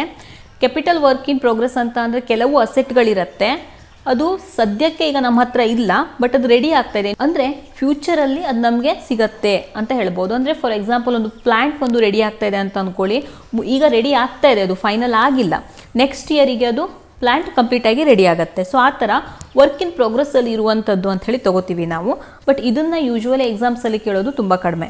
ನೆಕ್ಸ್ಟ್ ನೋಡಿ, ನಾನ್ current investment. Non current investments ಅಂದರೆ ಏನು ನೋಡಿ, ದುಡ್ಡನ್ನು ಇಟ್ಟರೆ ಅದು ಹೆಚ್ಚಾಗೋದಿಲ್ಲ. ಹೌದಾ, ಅದನ್ನು ನಾವು ಬೇರೆ ಬೇರೆ ಕಡೆ ಇನ್ವೆಸ್ಟ್ಮೆಂಟ್ ಮಾಡಬೇಕಾಗತ್ತೆ. ಹಾಗೆ ನೀವು ಬೇರೆ ಬೇರೆ ಕಡೆ ಇನ್ವೆಸ್ಟ್ಮೆಂಟ್ ಮಾಡಿದ್ದಿದ್ರೆ ಅದನ್ನು ನೀವು ಈ ಹೆಡ್ ಅಂಡರಲ್ಲಿ ತೋರಿಸ್ತೀರಿ, ನಾನ್ ಕರೆಂಟ್ ಇನ್ವೆಸ್ಟ್ಮೆಂಟ್ ಅಂತ ಹೇಳಿ. ಸೊ ಏನೇನು ಬರುತ್ತೆ ಹಾಗಿದ್ರೆ ಇದರಲ್ಲಿ ನೋಡೋಣ. So investment in property, investment in share, investment in debenture, investment in government securities. So ಇವೆಲ್ಲವೂ ಏನಾಗುತ್ತೆ ಈ ಒಂದು ಹೆಡ್ ಅಂಡರಲ್ಲಿ ಬರುತ್ತೆ. ಸೊ ಅವುಗಳಿದ್ರೆ ಅದನ್ನ ಟೋಟಲ್ ಮಾಡಿ ನೀವು ಫಾರ್ಮೆಟಲ್ಲಿ ಟೋಟಲ್ ಅಮೌಂಟನ್ನು ತಗೊಳ್ತೀರಿ. ನೆಕ್ಸ್ಟ್ ಹೆಡ್ಡನ್ನು ನೋಡೋಣ. ನೆಕ್ಸ್ಟ್ ನೋಡಿ ನೀವಿಲ್ಲಿ long term loan and advance. So ಈ ಒಂದು ಹೆಡ್ಡಲ್ಲಿ ಏನು ಬರುತ್ತೆ, ಇದರಲ್ಲಿ ನಾವು ಅಡ್ವಾನ್ಸ್ ಟ್ಯಾಕ್ಸಸ್ ಏನಾದರೂ ಇದ್ದರೆ ಬರಿತೀವಿ. ಸೊ ಇಲ್ಲಿ ಪ್ರೊವಿಷನ್ ಫಾರ್ ಟ್ಯಾಕ್ಸ್ ಎರಡನ್ನೂ ಕೊಟ್ಟಿದ್ದೀರ, ನಾವು ಕಂಪೇರ್ ಮಾಡಿಕೊಂಡು ಬರಿಬೇಕಾಗತ್ತೆ. ಸೊ ಅಡ್ವಾನ್ಸ್ ಟ್ಯಾಕ್ಸ್ ಏನಾದರೂ ಇದ್ದರೆ ಇದರಲ್ಲಿ ಬರುತ್ತೆ. ನೆಕ್ಸ್ಟ್ ಹೆಡ್ ಏನಿದೆ ನೋಡೋಣ, other non current asset. So ಈ ಹೆಡ್ ಅಂಡರಲ್ಲಿ ಏನೇನು ಬರುತ್ತೆ, share issue expenses, under writer commission ಇದ್ದರೆ ಇದರಲ್ಲಿ ನಾವು ತೊಗೊಳ್ತೀವಿ. ಸೊ ಇಲ್ಲಿ ಅದರ್ ನಾನ್ ಕರೆಂಟ್ ಅಸೆಟ್ ಅಲ್ವಾ ಇದು, ಹಾಗಾಗಿ ಒಂದು ಅಸಂಪ್ಷನ್ ಇರುತ್ತೆ ಇಲ್ಲಿ 12 ಮಂತ್ ಆಫ್ಟರ್ ಅಮೋರ್ಟೈಸ್ ಮಾಡ್ತೀವಿ ಅನ್ನೋ ಒಂದು ಕಂಡೀಷನ್ನ ಇಟ್ಕೊಂಡು ನಾವು ಈ ಹೆಡ್ಡಲ್ಲಿ ಹಾಕ್ತೀವಿ. ಬಿಲೋ 12 ಮಂತ್ ಇದ್ದರೆ ಇದು ಬೇರೆ ಹೆಡ್ಡಿಗೆ ಹೋಗುತ್ತೆ. ಸೊ ಅದನ್ನು ನಾವು ನೋಡ್ಕೊಳ್ಬೇಕಾಗತ್ತೆ. ಬಟ್ ಇದರಲ್ಲಿ share issue expenses, under writer commission ಈ ಥರ ಇದ್ದರೆ ಬರುತ್ತೆ. ಇನ್ನು ನೆಕ್ಸ್ಟ್ ನೋಡೋಣ, ಕರೆಂಟ್ ಇನ್ವೆಸ್ಟ್ಮೆಂಟ್. ಈ ಒಂದು ಹೆಡ್ಡಲ್ಲಿ ಏನೇನು ಬರುತ್ತೆ ಅಂತ ಹೇಳಿ ನೋಡೋಣ. ನೋಡಿ, ಕರೆಂಟ್ ಇನ್ವೆಸ್ಟ್ಮೆಂಟ್ ಅಂದರೆ ಕರೆಂಟ್ ಅಂತ ಬಂದಿದೆ ಅಂತಂದ್ರೆ ಅಲ್ಲಿ ಅರ್ಥ ಏನು, ಶಾರ್ಟ್ ಪೀರಿಯಡಿಗೆ ಸಂಬಂಧಪಟ್ಟಿದ್ದು ಅಂತ ಹೇಳಿ. ಅಂದರೆ ಯಾವ್ಯಾವುದು ಶಾರ್ಟ್ ಪೀರಿಯಡಿಗೆ ಸಂಬಂಧಪಟ್ಟ ಇನ್ವೆಸ್ಟ್ಮೆಂಟ್ಗಳು ಇರ್ತದೆಯೋ ಅವೆಲ್ಲವೂ ಕೂಡ ಇಲ್ಲಿ ಬರುತ್ತೆ. ಲಾಂಗ್ ಟರ್ಮಿಗೆ ಸಂಬಂಧಪಟ್ಟಂಥ ಇನ್ವೆಸ್ಟ್ಮೆಂಟ್ಗಳು ಎಲ್ಲಿ ಬರುತ್ತೆ, ನಾನ್ ಕರೆಂಟ್ ಇನ್ವೆಸ್ಟ್ಮೆಂಟ್ ಹೆಡ್ ಅಂಡರಲ್ಲಿ ಹೋಗುತ್ತೆ. ಓಕೆನಾ, ಶಾರ್ಟ್ ಟರ್ಮ್ ಇನ್ವೆಸ್ಟ್ಮೆಂಟ್ ಅಂತ ತಗೊಳ್ತೀವಿ. ನೆಕ್ಸ್ಟ್ ಇದು ಒಂದು ಇಂಪಾರ್ಟೆಂಟ್ ಆಗುತ್ತೆ, inventories and trade receivable. So ಇದೆರಡೂ ಕೂಡ ತುಂಬಾ ಇಂಪಾರ್ಟೆಂಟ್. ಯಾಕಂತ ಅಂದರೆ ಯೂಶ್ವಲಿ ಎಕ್ಸಾಮ್ಸಲ್ಲಿ ನಿಮಗೆ 6 ಮಾರ್ಕ್ಸಿಗಿನ ಕ್ವಶನ್ಸ್ಗಳನ್ನು ಕೇಳ್ತಾರೆ. ಇದೆರಡು ಹೆಡ್ಡಲ್ಲಿ ಐಟಮ್ಸ್ಗಳು ಇರುವಂಥದ್ದನ್ನು ಕೇಳ್ತಾರೆ. ಸೊ ಏನಿದು ಇನ್ವೆಂಟರೀಸ್ ಅಂತ ಅಂದರೆ ಸ್ಟಾಕಿಗೆ ಸಂಬಂಧಪಟ್ಟ ಕೆಲವು ಎಂಟ್ರಿಗಳಿದ್ರೆ ಅದು ಇಲ್ಲಿ ಬರುತ್ತೆ. ಯಾವ್ಯಾವ್ದು ಬರುತ್ತೆ ಅಂತ ಹೇಳಿ ನೋಡೋಣ. It includes raw material, finished goods, loose tools, goods in transit. ಆ ಥರ ಏನಾದರೂ ಇದ್ದರೆ ಅದನ್ನು ನಾವು ಈ ಒಂದು ಹೆಡ್ಡಲ್ಲಿ ತೊಗೊಳ್ತೀವಿ, ಅಂದರೆ ಇನ್ವೆಂಟರಿ ಅನ್ನೋ ಹೆಡ್ಡಲ್ಲಿ ತೊಗೊಳ್ತೀವಿ ನಾವು. ನೆಕ್ಸ್ಟ್ ಇಂಪಾರ್ಟೆಂಟ್ ಹೆಡ್ ಅಂತ ಅಂದರೆ ಟ್ರೇಡ್ ರಿಸೀವೇಬಲ್. ಟ್ರೇಡ್ ರಿಸೀವೇಬಲ್ ಏನಿರುತ್ತೆ, ಟ್ರೇಡ್ ರಿಸೀವೇಬಲಲ್ಲಿ ಇಂಪಾರ್ಟೆಂಟ್ ಆಗಿ ಬರುವಂಥದ್ದು debtors and bills receivable. So ಇದು ತುಂಬ ಇಂಪಾರ್ಟೆಂಟ್ ಆಗಿರುತ್ತೆ, ನಿಮಗೆ ಎಕ್ಸಾಮಲ್ಲೂ ಕೇಳ್ತಾರೆ. ಯಾವಾಗ ಡೆಟರ್ ಮತ್ತು ಬಿಲ್ಸ್ ರಿಸೀವೇಬಲ್ ಕೊಡ್ತಾರೆ ಅದನ್ನ ನೀವು ಯಾವ ಹೆಡ್ಡಲ್ಲಿ ಹಾಕ್ತೀರಿ, ಟ್ರೇಡ್ ರಿಸೀವೇಬಲ್ ಅನ್ನೋ ಹೆಡ್ಡಲ್ಲಿ ಹಾಕ್ತೀರಿ. ಇನ್ನು ನೆಕ್ಸ್ಟ್ ನೋಡೋಣ. ನೆಕ್ಸ್ಟ್ ನೋಡಿ, cash and cash equivalents. Cash and cash equivalents ಈ ಹೆಡ್ಡಲ್ಲಿ ಬರುವಂಥದ್ದು ಮೇಯ್ನಾಗಿ cash in hand and cash at bank. ಅಂದರೆ cash balance and bank balance ಏನು ಕೊಟ್ಟಿರ್ತಾರೆ ಅದನ್ನ ನೀವು ಕ್ಯಾಶ್ ಆ್ಯಂಡ್ ಕ್ಯಾಶ್ ಇಕ್ವಿಲೆಂಟ್ಸ್ ಹೆಡ್ಡಲ್ಲಿ ತೊಗೋತೀರಿ. ನೆಕ್ಸ್ಟ್ ನೋಡೋಣ, short term loan and advance. So ಈ ಒಂದು ಹೆಡ್ಡಲ್ಲಿ ಏನೇನಿರುತ್ತೆ ಅಂತ ಹೇಳಿ ನೋಡೋಣ. ಸೊ ಇದು ನೋಡಿ, short term loan and advance ಅದು ಶಾರ್ಟ್ ಟರ್ಮಿಗೆ ಸಂಬಂಧಪಟ್ಟಿರುವಂಥ ಎಂಟ್ರಿಗಳು ಇಲ್ಲಿ ಬರುತ್ತೆ. ಅಂದರೆ ಪ್ರೀಪೇಡ್ ಎಕ್ಸ್ಪೆನ್ಸಸ್ ಇರ್ಬೋದು, ಅಡ್ವಾನ್ಸ್ ಟು ಸ್ಟಾಫ್ ಇರ್ಬೋದು, ಅಡ್ವಾನ್ಸ್ ಟು ಸಪ್ಲೈಯರ್ಸ್ ಇರ್ಬೋದು, ಲೋನ್ ಟು ಡೈರೆಕ್ಟರ್ಸ್ ಇರ್ಬೋದು. ಸೊ ಈ ಥರ ಕೆಲವು ಐಟಮ್ಸ್ಗಳು ಇದರಲ್ಲಿ ಬರುತ್ತೆ, ಶಾರ್ಟ್ ಟರ್ಮಿಗೆ ಸಂಬಂಧಪಟ್ಟಿರುವಂಥದ್ದು. ಅವುಗಳಿದ್ರೆ ನೀವೇನು ಮಾಡ್ತೀರಿ, ಈ ಹೆಡ್ಡಲ್ಲಿ ಬರೀತೀರಿ ಮತ್ತು ಟೋಟಲನ್ನು ಫಾರ್ಮೆಟಲ್ಲಿ ತೊಗೊಳ್ತೀರಿ. ನೆಕ್ಸ್ಟ್ ನೋಡೋಣ. ನೆಕ್ಸ್ಟ್ ಇರುವಂಥದ್ದು ಅದರ್ ಕರೆಂಟ್ ಅಸೆಟ್. ಸೊ ಇದರಲ್ಲಿ ಏನೇನು ಬರುತ್ತೆ ಅಂತ ಹೇಳಿ ನೋಡೋಣ. ಈ ಇಂಟ್ರೆಸ್ಟ್ ಎಕ್ರೂಡ್ ಆನ್ ಇನ್ವೆಸ್ಟ್ಮೆಂಟ್, ಅಂದರೆ ನೀವೆಲ್ಲೋ ಒಂದು ಕಡೆ ದುಡ್ಡು ಇಟ್ಟಿರ್ತೀರಿ, ನಿಮ್ಗೆ ಆ ದುಡ್ಡು ಬರೋದಿದೆ ಅನ್ನುವಂಥದ್ದನ್ನ ಇಲ್ಲಿ ತೊಗೊಳ್ತೀರಿ ನೀವು. Interest accrued on investment, interest accrued on deposit, share issue expenses. ಇಲ್ಲಿ ಒಂದು ಅಸಂಪ್ಷನ್ ಏನಂತ ಅಂದರೆ ವಿತಿನ್ 12 ಮಂತ್ಸಲ್ಲಿ ಅದು ಅಮೋರ್ಟೈಸ್ ಆಗುತ್ತೆ ಅನ್ನೋದಿದ್ರೆ ನಾವು ಇಲ್ಲಿ ತೊಗೊಳ್ತೀವಿ, ಇಲ್ಲ ಅಂದರೆ ಅದರ್ ನಾನ್ ಕರೆಂಟ್ ಅಸೆಟ್ಟಲ್ಲಿ ತೊಗೊಳ್ತೀವಿ. ಇಷ್ಟು ಐಟಮ್ ಈ ಒಂದು ಹೆಡ್ಡಲ್ಲಿ ಬರುತ್ತೆ. ಸೊ ಈ ಥರ ನಾವೇನು ಮಾಡ್ತೀವಿ, ಎಕ್ಸ್ಪ್ಲೇನನ್ನು ಮಾಡ್ತೀವಿ. ಇಲ್ಲಿ ಫಾರ್ಮೆಟ್ ನೀವು ಇದೇ ಥರನೇ ಹಾಕಬೇಕಾಗತ್ತೆ, ಫಾರ್ಮೆಟಲ್ಲಿ ಚೇಂಜ್ ಮಾಡೋದಕ್ಕಾಗೋದಿಲ್ಲ. ನೋಟಲ್ಲಿ ನೀವೇನು ಮಾಡಬೇಕು, ಎಲ್ಲ ರೀತಿಯ ಎಕ್ಸ್ಪ್ಲನೇಷನ್ಗಳನ್ನು ನೋಟಲ್ಲಿ ಕೊಡಬೇಕಾಗತ್ತೆ. ಅದಕ್ಕೆ ನಾವು ಡಿಸ್ಕ್ಲೋಸರ್ ಅಂತ ಕರಿತೀವಿ. ಅಕೌಂಟು ನೋಟಿಗೆ ನಾವು ಡಿಸ್ಕ್ಲೋಸರ್ ಅಂತ ಹೇಳ್ತೀವಿ. ಸೊ ಕರ್ನಾಟಕ PU ಬೋರ್ಡ್ ಪ್ರಕಾರ ಇದು ನಿಮಗೆ 6 ಮಾರ್ಕ್ಸ್ಗೆ ಕೇಳುವಂಥದ್ದು. ಹಾಗಾಗಿ ಕ್ವಶನಲ್ಲಿ ಹೇಗೆ ಕೊಟ್ಟಿದ್ದಾರೆ ಅದನ್ನ ನೋಡಿಕೊಂಡು ನೀವು ಸಾಲ್ವ್ ಮಾಡಬೇಕಾಗತ್ತೆ. ಸೊ ಇವಾಗ ಒಂದು ಕ್ವಶನನ್ನು ಸಾಲ್ವ್ ಮಾಡೋಣ, ಆಗ ನಿಮಗೆ ಐಡಿಯಾ ಬರುತ್ತೆ ಎಕ್ಸಾಮಲ್ಲಿ ನಾವು ಯಾವ ಥರ ಸಾಲ್ವ್ ಮಾಡಬೇಕು ಅಂತ ಹೇಳಿ. For example, from the following information prepare balance sheet of JM limited. So ಇಲ್ಲಿ ನೋಡಿ, ಈ ಥರ ಕೆಲವು ನಿಮ್ಗೆ ಐಟಮ್ಸ್ಗಳನ್ನು ಕೊಟ್ಟಿರ್ತಾರೆ. 6 ಮಾರ್ಕ್ಸ್ಗೆ ಕೇಳಿದ್ರು ಅಷ್ಟೇ ಕೆಲವು ಐಟಮ್ಸ್ಗಳನ್ನು ಕೊಟ್ಟಿರ್ತಾರೆ. ನೀವು ಫಸ್ಟ್ ಏನು ಮಾಡಬೇಕು ಅಂತ ಅಂದರೆ ಐಟಮ್ಸ್ಗಳನ್ನು ನೋಡಿ ಅದು ಎಲ್ಲಿ ಬರುತ್ತೆ, ಮೀನ್ಸ್ ಯಾವ ಹೆಡ್ ಅಂಡರಲ್ಲಿ ಅದು ಬರುತ್ತೆ ಅಂತ ಹೇಳಿ ನೀವು ಐಡೆಂಟಿಫೈ ಮಾಡ್ಕೋಬೇಕಾಗತ್ತೆ. ಬೇಕಿದ್ರೆ ನೀವು ಇಲ್ಲಿ ಸಣ್ಣದಾಗಿ ಪೆನ್ಸಿಲಲ್ಲಿ ಬರ್ಕೊಳ್ಬೋದು, ಆಮೇಲೆ ಅದನ್ನ ನೀವು ರಬ್ ಮಾಡಿ ಬರಬೇಕಾಗತ್ತೆ ಎಕ್ಸಾಮಲ್ಲೆಲ್ಲ. ಸೊ ನೋಡಿ, ಇಲ್ಲಿ ಇನ್ವೆಂಟರಿ ಅಂತ ಇದೆ. ಇನ್ವೆಂಟರಿ ಎಲ್ಲಿ ಬರುತ್ತೆ, ಅಸೆಟ್ಟಲ್ಲಿ ಇನ್ವೆಂಟರಿ ಅಂತ ಒಂದು ಹೆಡ್ ಇರುತ್ತೆ, ಹೌದಾ, ಅಲ್ಲಿ ನಾವು ಇದನ್ನ ರೆಕಾರ್ಡ್ ಮಾಡ್ಕೋತೀವಿ. ಎ ಅಂತ ಬರೆದು ಇನ್ವೆಂಟರಿ ಅಂತ ಬರ್ಕೊಳ್ತೇನೆ. ಸೊ ಇದರ ಅರ್ಥ ಏನು, ಅಸೆಟ್ಟಲ್ಲಿ ಇನ್ವೆಂಟರಿ ಅನ್ನೋ ಹೆಡ್ಡಲ್ಲಿ ಇದು ಬರ್ತದೆ ಅಂತ ಹೇಳಿ. ನೆಕ್ಸ್ಟ್ ನೋಡಿ, ಇಕ್ವಿಟಿ ಶೇರ್ ಕ್ಯಾಪಿಟಲ್ ಇದು ಎಲ್ಲಿ ಬರುತ್ತೆ, ಇಕ್ವಿಟಿ ಶೇರ್ ಕ್ಯಾಪಿಟಲ್ಗೆ ಅದರದೇ ಆದ ಒಂದು ಹೆಡ್ ಇದೆ. ಎಲ್ಲಿದೆ ಅದು, ಲಯಬಿಲಿಟಿಯಲ್ಲಿ ಶೇರ್ ಕ್ಯಾಪಿಟಲ್ ಅಂತ ಹೆಡ್ ಇದೆ, ಅಲ್ಲಿ ಬರುತ್ತೆ, ಹೌದಾ. ಸೊ ನಾನು ಇದಕ್ಕೆ ಮಾರ್ಕ್ ಮಾಡ್ಕೊಳ್ತೇನೆ ಎಲ್ ಶೇರ್ ಕ್ಯಾಪಿಟಲ್ ಅಂತ ಹೇಳಿ. ನೆಕ್ಸ್ಟ್ ಪ್ಲಾಂಟ್ ಆ್ಯಂಡ್ ಮಷಿನರಿ ಇದೆಲ್ಲಿ ಬರುತ್ತೆ, ಅಸೆಟ್ಟಲ್ಲಿ ಬರುತ್ತೆ. ಅಸೆಟ್ಟಲ್ಲಿ ಟ್ಯಾಂಜಿಬಲ್ ಅಸೆಟ್ ಅನ್ನೋ ಹೆಡ್ಡಲ್ಲಿ ಬರುತ್ತೆ. Next preference share capital. Preference share capital ಇದೆಲ್ಲಿ ಬರುತ್ತೆ? ಶೇರ್ ಕ್ಯಾಪಿಟಲ್ ಅಂತ ಅಂದರೆ ಶೇರ್ ಕ್ಯಾಪಿಟಲ್ನ ಹೆಡ್ಡಲ್ಲಿ ಬರುತ್ತೆ, ಅಂದರೆ ಲಯಬಿಲಿಟಿಯಲ್ಲಿ ಶೇರ್ ಕ್ಯಾಪಿಟಲ್ ಹೆಡ್ಡಲ್ಲಿ ಬರುತ್ತೆ. Next general reserve. Reserve and surplus ಅಂತಾನೆ ಒಂದು ಹೆಡ್ ಇದೆ, ಹೌದಾ? ಎಲ್ಲಿದೆ ಅದು? ಲ್ಯಾಬಿಲಿಟಿಯಲ್ಲಿ ಇದೆ. So L reserve and surplus ಅಂತ ಬರ್ಕೊಳ್ತಾರೆ. ನೆಕ್ಸ್ಟ್ ಬಿಲ್ಸ್ ಪೇಯಬಲ್ ಅಂತಂದರೆ ಪೇಯಬಲ್ ಅಂತ ಅಂದರೆ ಇದು ಲಯಬಿಲಿಟಿ ಆಗುತ್ತೆ, ಹೌದಾ? ಸೊ ಲಯಬಿಲಿಟಿಯಲ್ಲಿ ಯಾವ ಹೆಡ್ ಅಂಡರಲ್ಲಿ ಇದು ಬರುತ್ತೆ? ಟ್ರೇಡ್ ಪೇಯಬಲ್ ಅನ್ನೋ ಹೆಡ್ಡಲ್ಲಿ ಇದನ್ನು ರೆಕಾರ್ಡ್ ಮಾಡ್ತೀವಿ. ಪ್ರೊವಿಷನ್ ಫಾರ್ ಟ್ಯಾಕ್ಸೇಷನ್ ನಾವೆಲ್ಲಿ ರೆಕಾರ್ಡ್ ಮಾಡ್ತೀವಿ? ಶಾರ್ಟ್ ಟರ್ಮ್ ಪ್ರೊವಿಷನ್ ಅಂಡರಲ್ಲಿ ರೆಕಾರ್ಡ್ ಮಾಡ್ಕೋತೀವಿ. ಸೊ ಯಾವ ಹೆಡ್ ಅಂಡರಲ್ಲಿ ಬರುತ್ತೆ? ಲಯಬಿಲಿಟಿಯಲ್ಲಿ ಕರೆಂಟ್ ಲ್ಯಾಬಿಲಿಟಿ ಅನ್ನೋ ಹೆಡ್ ಅಂಡರಲ್ಲಿ ಬರುತ್ತೆ. ಲ್ಯಾಂಡ್ ಆ್ಯಂಡ್ ಬಿಲ್ಡಿಂಗ್ ಇದೆ ನೋಡ್ರಿ, ಇದು ಅಸೆಟ್ ಆಗತ್ತೆ. ಎಲ್ಲಿ ರೆಕಾರ್ಡ್ ಮಾಡ್ತೀವಿ? ಅಸೆಟ್ ಅಲ್ಲಿ ನಾವು ಇದನ್ನ ಟ್ಯಾಂಜಿಬಲ್ ಅಸೆಟ್ ಅನ್ನೋ ಹೆಡ್ಡಲ್ಲಿ ರೆಕಾರ್ಡ್ ಮಾಡ್ಕೋತೀವಿ. ನೆಕ್ಸ್ಟ್ ನಾನ್ ಕರೆಂಟ್ ಇನ್ವೆಸ್ಟ್ಮೆಂಟ್ ಅನ್ನೋ ಹೆಡ್ಡೇ ಇದೆ, ನಾವು ಡೈರೆಕ್ಟಾಗಿ ಅಲ್ಲೇ ಇದನ್ನ ರೆಕಾರ್ಡ್ ಮಾಡ್ಕೋತೀವಿ. ಎಲ್ಲಿ ಬರುತ್ತೆ ಅದು? ಅಸೆಟ್ಟಿನ ಹೆಡ್ಡಲ್ಲಿ, ಅಸೆಟ್ ಮೇನ್ ಹೆಡ್ ಆಗುತ್ತೆ. ಅಸೆಟ್ನ ಹೆಡ್ಡಲ್ಲಿ ನಾನ್ ಕರೆಂಟ್ ಅಸೆಟ್ ಅನ್ನೋ ಹೆಡ್ ಇದೆ, ಅದರಲ್ಲಿ ಸಬ್ ಹೆಡ್ಡಲ್ಲಿ ಇದು ಬರುತ್ತೆ. ಸೊ ನಾನ್ ಕರೆಂಟ್ ಅಸೆಟ್ ಈ ಹೆಡ್ನ ಸಬ್ ಹೆಡ್ಡಲ್ಲಿ ಇದು ಬರುತ್ತೆ. ನಾನ್ ಕರೆಂಟ್ ಅಸೆಟ್ಟಲ್ಲಿ ಯಾವ್ಯಾವ್ದು ಬರುತ್ತೆ? ಫಿಕ್ಸ್ಡ್ ಅಸೆಟ್ ಬರುತ್ತೆ, ಹೌದಾ? ಫಿಕ್ಸ್ಡ್ ಅಸೆಟ್ಟಲ್ಲಿ ಯಾವ್ಯಾವ್ದು ಇರುತ್ತೆ? ಟ್ಯಾಂಜಿಬಲ್ ಆ್ಯಂಡ್ ಇಂಟ್ಯಾಂಜಿಬಲ್ ಅಂತ ಇರುತ್ತೆ. ಅದಾದಮೇಲೆ ನೆಕ್ಸ್ಟ್ ಹೆಡ್ ಬರೋದು ಯಾವುದು? ಅದರಲ್ಲಿ ನಾನ್ ಕರೆಂಟ್ ಇನ್ವೆಸ್ಟ್ಮೆಂಟ್. ಸೊ ಅಲ್ಲಿ ಇದನ್ನು ನಾವೇನು ಮಾಡ್ತೀವಿ? ರೆಕಾರ್ಡ್ ಮಾಡ್ತೀವಿ. ನೆಕ್ಸ್ಟು ಬ್ಯಾಂಕ್ ಬ್ಯಾಲೆನ್ಸ್ ಇದೇನಾಗುತ್ತೆ? ಅಸೆಟ್ ಆಗುತ್ತೆ. ಯಾವ ಹೆಡ್ ಅಂಡರಲ್ಲಿ ಬರುತ್ತೆ?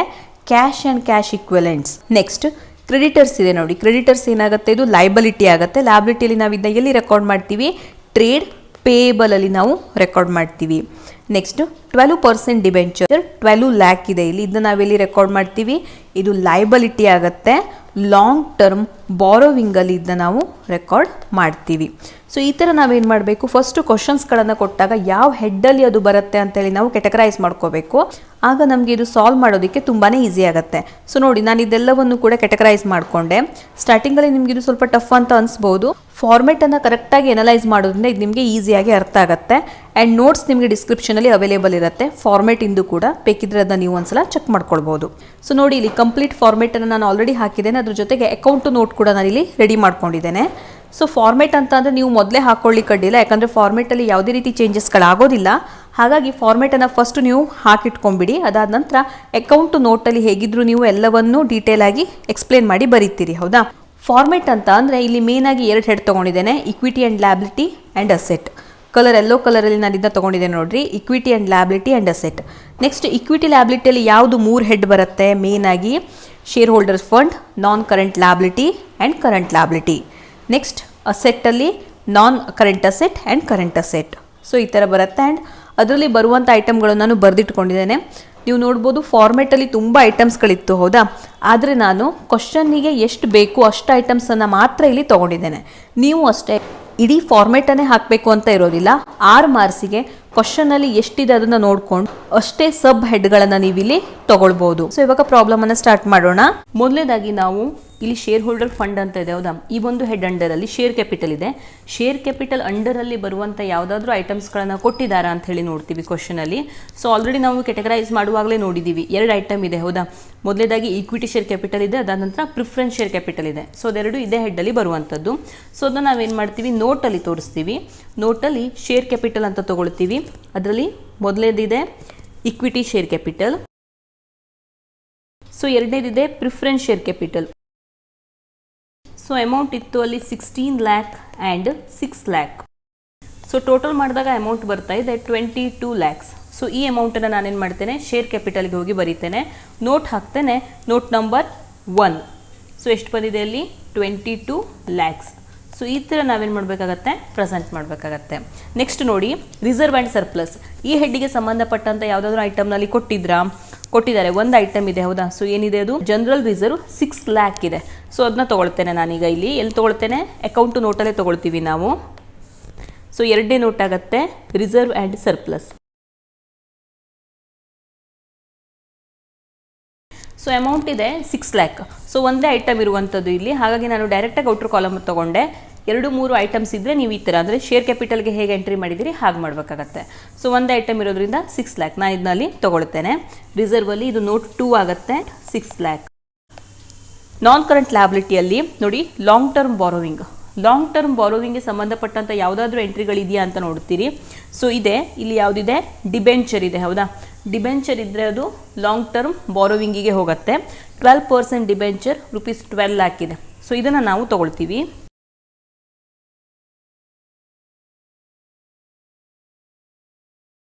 ಸೊ ಇಲ್ಲೂ ಅಷ್ಟೇ ಒಂದೇ ಐಟಮ್ ಇದೆ 12 lakhs ಅಂತ ಹೇಳಿ, ನಾನು ಅದು ಒಂದನ್ನೇ ತೊಗೊಂಡಿದ್ದೇನೆ, ಡೈರೆಕ್ಟಾಗಿ ಔಟರ್ ಕಾಲಮಲ್ಲಿ ತೊಗೊಂಡಿದ್ದೇನೆ. ಯೂಶ್ವಲಿ ಇದೊಂದು ಐಟಮ್ ಯಾವಾಗಲೂ ಇರುತ್ತೆ ಎಕ್ಸಾಮಲ್ಲಿ, ನೋಡಿಟ್ಕೊಳ್ಳಿ. ಡಿಬೆಂಚರ್ ಅಂತ ಬಂದಾಗ ಪರ್ಸೆಂಟೇಜ್ನ ಕೊಟ್ಟಿರ್ತಾರೆ ಅದ್ರ ಪಕ್ಕದಲ್ಲಿ, 12%, 10%, 5%, ಹೀಗೆ ಡಿಬೆಂಚರ್ನ ಕೊಟ್ಟಿರ್ತಾರೆ. ಆ್ಯಂಡ್ ಹಾಗಿದ್ದಾಗ ನೀವು ಅದನ್ನ ಇಲ್ಲಿ ಹಾಕ್ತೀರಿ, ಲಾಂಗ್ ಟರ್ಮ್ ಬಾರೋವಿಂಗ್ ಹೆಡ್ಡಲ್ಲಿ ಹಾಕ್ತೀರಿ. Note number 3, 12 lakh. Next short term borrowing. Short term ಬಾರೋವಿಂಗ್ಗೆ ಸಂಬಂಧಪಟ್ಟಂತ ಯಾವುದಾದ್ರೂ ಎಂಟ್ರಿಗಳಿದೆಯಾ ಅಂತ ನೋಡ್ತೀರಿ. ಶಾರ್ಟ್ ಟರ್ಮ್ ಬಾರೋವಿಂಗ್ಗೆ ಸಂಬಂಧಪಟ್ಟ ಯಾವ ಎಂಟ್ರಿಗಳು ಇರಲಿಲ್ಲ ಇಲ್ಲಿ.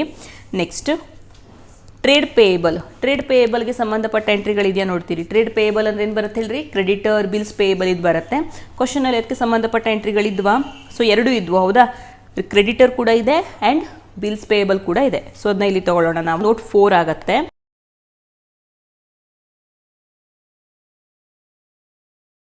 ಸೊ ಟೋಟಲ್ ಬರ್ತಾ ಇದೆ 3,50,000. ಫಾರ್ಮೆಟ್ ಅಲ್ಲಿ ಹೋಗಿ ಬರೀತೇನೆ.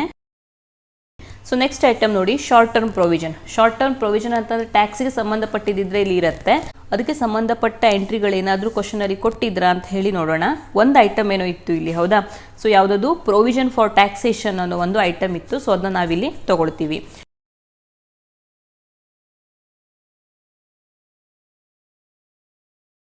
ಸೊ ಇದನ್ನ ನಾವೀಗ ಫಾರ್ಮೆಟ್ ಅಲ್ಲಿ ಬರಿತೀವಿ. Note number 5.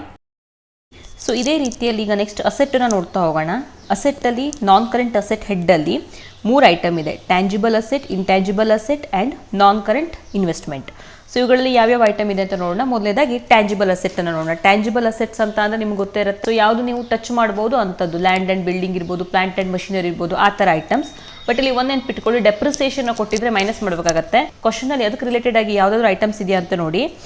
ಇಲ್ಲಿ ಲ್ಯಾಂಡ್ ಆ್ಯಂಡ್ ಬಿಲ್ಡಿಂಗ್ ಇದೆ, ಅದಾದ ನಂತರ ಮತ್ತೊಂದು ಐಟಮ್ ಇದೆ ಪ್ಲಾಂಟ್ ಆ್ಯಂಡ್ ಮಷಿನರಿ, ಎರಡೇ ಇರುವಂಥದ್ದು. ಟ್ಯಾಂಜಿಬಲ್ ಅಸೆಟ್ಗೆ ಸಂಬಂಧಪಟ್ಟ ಹಾಗೆ ಡೆಪ್ರಿಸಿಯೇಷನ್ ಇಲ್ಲ. ಸೊ ಡೈರೆಕ್ಟಾಗಿ ನಾನು ಇದನ್ನ ನೋಟಿಗೆ ಹೋಗಿ ಬರೀತೇನೆ. ನೋಡ್ಬೋದು ಇಲ್ಲಿ tangible asset, land and building 16 lakh ಇದೆ, ಪ್ಲಾಂಟ್ ಆ್ಯಂಡ್ ಮಷಿನರಿ 8 lakh ಇದೆ, ಟೋಟಲಿ 24 lakhs ಆಯಿತು. ಸೊ ಇದನ್ನು ನಾನೀಗ ಫಾರ್ಮೆಟಲ್ಲಿ ಬರೀತೇನೆ. ನೋಟ್ ಎಷ್ಟಾಗುತ್ತೆ, ಇದು 6 ಆಗುತ್ತೆ. ನೋಟ್ ನಂಬರ್ 6, 24 lakhs ಆಯಿತು. ನೆಕ್ಸ್ಟ್ ಇಂಟ್ಯಾಂಜಿಬಲ್ ಅಸೆಟ್ಗೆ ಸಂಬಂಧಪಟ್ಟಂಗೆ ಯಾವುದಾದ್ರೂ ಒಂದು ಎಂಟ್ರಿ ಇದೆಯಾ ಅಂತ ನೋಡ್ತೀವಿ. ಅಂದರೆ ಗುಡ್ ವಿಲ್ ಇರ್ಬೋದು, ಪೇಟೆಂಟ್, ಕಾಪಿರೈಟ್ಸ್, ಇವುಗಳಿಗೆ ಸಂಬಂಧಪಟ್ಟಂಗೆ ಯಾವ ಒಂದು ಎಂಟ್ರಿನೂ ಇಲ್ಲಿ ಇರಲಿಲ್ಲ. ಸೊ ಅದನ್ನು ಬಿಡ್ರಿ. ನೆಕ್ಸ್ಟ್ ಹೆಡ್ ಇದೆ non current investment. Non current ಇನ್ವೆಸ್ಟ್ಮೆಂಟ್ಗೆ ಸಂಬಂಧಪಟ್ಟ ಹಾಗೆ ಇಲ್ಲಿ ಒಂದು ಐಟಮ್ ಇದೆ. ಸೊ ಅದೇನಿದೆ, ಅದು ನಾನ್ ಕರೆಂಟ್ ಇನ್ವೆಸ್ಟ್ಮೆಂಟ್ ಅಂತಾನೆ ಇದೆ. ನೀವು ನೋಡ್ಬೋದು ಇಲ್ಲಿ 10 lakh ಇದೆ, ಹೌದಾ. ಸೊ ಇದನ್ನ ನಾನಿಲ್ಲಿ ತಗೊಳ್ತೇನೆ. ಡೈರೆಕ್ಟಾಗಿ ಇರೋದ್ರಿಂದ ಮತ್ತೆ ಇದಕ್ಕೆ ನೋಟ್ ಬೇಡ, ಡೈರೆಕ್ಟಾಗಿ ನಾನು ಇದಕ್ಕೆ 10 lakh ಅಂತ ಹೇಳಿ ತಗೋತೇನೆ. ಅಂದರೆ ಇಲ್ಲಿ ಡಿಸ್ಕ್ಲೋಸರ್ ಬೇಡ, ಏನು ಡಿಸ್ಕ್ಲೋಸ್ ಮಾಡುವಂಥದ್ದು ಏನೂ ಇಲ್ಲ. ಡೈರೆಕ್ಟ್ ಆಗಿರೋದ್ರಿಂದ ನಾನು ಡೈರೆಕ್ಟಾಗಿ ಇಲ್ಲೇ ಅಮೌಂಟನ್ನು ತಗೊಂಡೆ. Next inventories. ಇನ್ವೆಂಟರೀಸ್ಗೆ ಸಂಬಂಧಪಟ್ಟಂಗೆ ಯಾವುದಾದ್ರೂ ಎಂಟ್ರೀಸ್ಗಳು ಇದೆಯಾ ಅಂತ ನೋಡ್ತೀರಿ. ಲೈಕ್ ಫಿನಿಶ್ಡ್ ಗೂಡ್ಸ್ ಇರ್ಬೋದು, ಲೂಸ್ ಟೂಲ್ಸ್ ಇರ್ಬೋದು, ನೆಕ್ಸ್ಟ್ ಗೂಡ್ಸ್ ಇನ್ ಟ್ರಾನ್ಸಿಟ್ ಇರ್ಬೋದು, ಈ ಥರ. ಇಲ್ಲಿ ಯಾವುದಾದ್ರೂ ಐಟಮ್ ಇದೆಯಾ ನೋಡಿ. ಇಲ್ಲಿ ನೋಡಿ ಇನ್ವೆಂಟರೀಸ್ 7 lakh ಅಂತ ಇದೆ, ಅಂದರೆ ಡೈರೆಕ್ಟ್ ಆಗಿದೆ. ಸೊ ಇದಕ್ಕೂ ಕೂಡ ಡಿಸ್ಕ್ಲೋಸರ್ ಇಲ್ಲದೆ ಇರೋ ಕಾರಣ ಡೈರೆಕ್ಟಾಗಿ ನಾನು ಫಾರ್ಮೆಟಲ್ಲಿ ಬರೀತಾ ಇದ್ದೇನೆ. Inventories 7 lakh. ನೆಕ್ಸ್ಟ್ ಇರುವಂಥದ್ದು ಕ್ಯಾಶ್ ಆ್ಯಂಡ್ ಕ್ಯಾಶ್ ಇಕ್ವಿಲೆಂಟ್ಸ್. ಸೊ ಇದಕ್ಕೆ ಸಂಬಂಧಪಟ್ಟಂಗೆ ಯಾವುದಾದ್ರೂ ಎಂಟ್ರಿಗಳನ್ನು ಕೊಟ್ಟಿದ್ದಾರೆ ಅಂತ ನೋಡ್ಬೋದು ನೀವು ಇಲ್ಲಿ. ನೋಡಿ ಇಲ್ಲಿ ಬ್ಯಾಂಕ್ ಬ್ಯಾಲೆನ್ಸನ್ನು ಕೊಟ್ಟಿದ್ದಾರೆ 5 lakh, ಹೌದಾ. Bank balance and cash balance ಏನಿದೆ ಅದು ಕ್ಯಾಶ್ ಆ್ಯಂಡ್ ಕ್ಯಾಶ್ ಇಕ್ವಿಲೆಂಟ್ಸಲ್ಲೇ ಬರುತ್ತೆ. ಸೊ ಬ್ಯಾಂಕ್ ಬ್ಯಾಲೆನ್ಸ್ ಏನಿದೆ ಅದನ್ನು ನಾನು ತೊಗೊಳ್ಬೇಕಾಗತ್ತೆ. ಸೊ ಇದನ್ನು ನಾನು ನೋಟಲ್ಲಿ ಪ್ರೆಸೆಂಟ್ ಮಾಡ್ತೇನೆ. ಸೊ ನೋಟ್ ನಂಬರ್ 7 ಆಗುತ್ತೆ. ಕ್ಯಾಶ್ ಆ್ಯಂಡ್ ಕ್ಯಾಶ್ ಇಕ್ವಿಲೆಂಟ್ಸ್ ಎಷ್ಟು, 5 lakhs. ಅಸೆಟ್ ಆ್ಯಂಡ್ ಲ್ಯಾಬಿಲಿಟಿಗಳಲ್ಲಿ ಇದ್ದಂಥ ಐಟಮ್ಸ್ಗಳನ್ನೆಲ್ಲ ಡಿಸ್ಟ್ರಿಬ್ಯೂಷನ್ ಮಾಡಿ ತೋರಿಸಿದ್ದೀವಿ. ಆ್ಯಂಡ್ ನೋಟಲ್ಲೂ ಕೂಡ ನಾವು ಕರೆಕ್ಟಾಗಿ ಅದನ್ನು ಡಿಸ್ಕ್ಲೋಸ್ ಮಾಡಿದ್ದೀವಿ. ಇವಾಗ ಏನು ಮಾಡ್ತೀವಿ ಅಂತಂದರೆ ಟೋಟಲ್ ಮಾಡ್ತೀವಿ. ಇಕ್ವಿಟಿ ಆ್ಯಂಡ್ ಲ್ಯಾಬಿಲಿಟಿ ಹೆಡ್ಡಲ್ಲಿ ಬಂದಂಥ ಅಮೌಂಟ್ಸ್ಗಳನ್ನೆಲ್ಲವನ್ನು ಟೋಟಲ್ ಮಾಡಿ ಇಲ್ಲಿ ಬರಿತೀವಿ. ಅದಾದ ನಂತರ ಅಸೆಟ್ಸ್ಗಳನ್ನೆಲ್ಲವನ್ನು ಟೋಟಲ್ ಮಾಡಿ ಇಲ್ಲಿ ಬರಿತೀವಿ. ಸೊ ಅದೆರಡೂ ಕೂಡ ಟ್ಯಾಲಿ ಆಗಬೇಕು, ಯಾಕಂದರೆ ಇದು ಬ್ಯಾಲೆನ್ಸ್ ಶೀಟ್ ಅಲ್ವಾ. ಹಾಗಾಗಿ